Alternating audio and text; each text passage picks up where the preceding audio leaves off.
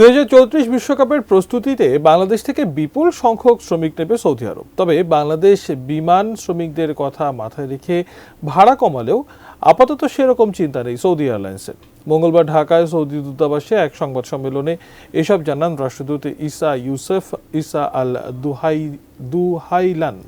রমজান উপলক্ষে 15,860টি দরিদ্র পরিবারের জন্য সৌদি সহায়তা প্যাকেট হস্তান্তর অনুষ্ঠানে রাষ্ট্রদূত জানান, বাংলাদেশের জনসংখ্যার বিবেচনায় সৌদি সহায়তা আরও বাড়ানোর বিষয়টি বিবেচনা করা হবে।